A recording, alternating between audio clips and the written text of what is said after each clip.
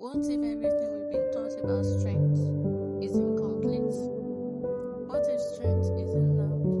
What if it doesn't shout? What if it doesn't even look impressive? What if strength looks soft?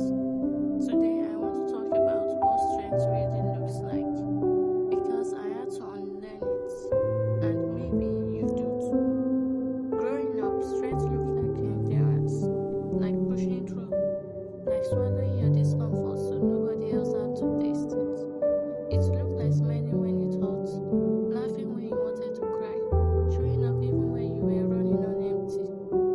Strength meant being unshaken, unbothered, untouched by pressure.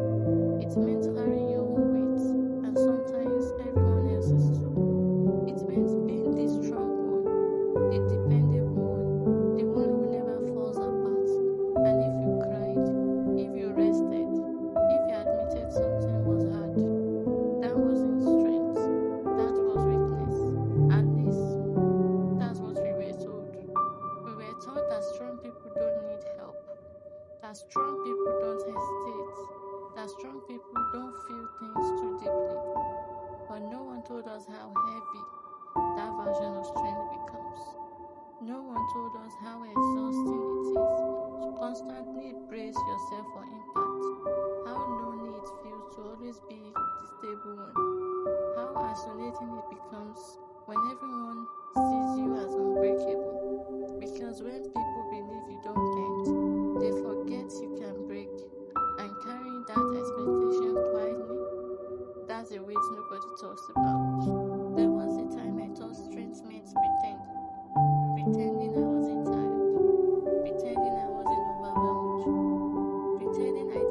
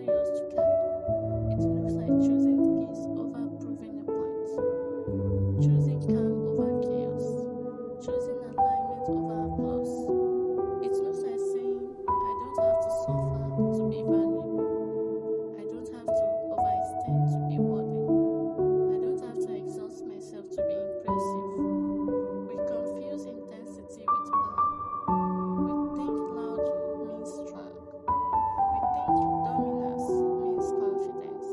We think endurance equals virtue. But sometimes the strongest thing you can do is remain gentle in a world that rewards hardness. To stay kind without being naive. To stay open without being careless. To stay soft without collapsing. That's strength that doesn't perform. That's strength that protects. Resilience isn't how much you endure. It's how honestly you live. It's not how loudly you fight. It's how intentionally you move. It's not about never breaking. Because you will break. You will bend. You will have days where you feel smaller than the version of yourself you imagined. Resilience is knowing that even in those moments, you are still worthy, still whole, still becoming. It's allowing yourself to rebuild differently. Not the same shape, not the same version, but a wiser one. Strength isn't the absence of struggle. It's the decision to keep showing up without abandoning yourself in the process, without silencing your needs, without shrinking your truths, without sacrificing your well-being for approval. That's the kind of resilience that lasts, not dramatic, not loud, sustainable. Imagine strength as a quiet lake at sunrise, still, grounded, certain.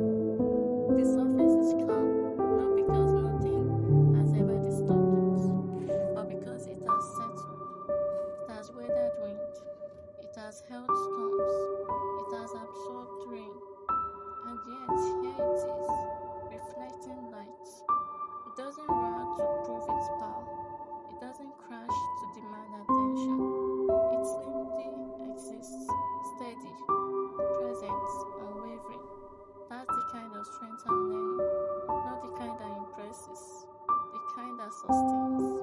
Not the kind that performs for validation. The kind that protects your peace. Not the kind that demands recognition. The kind that quietly transforms you from the inside out. Strength that doesn't rush. Strength that doesn't panic.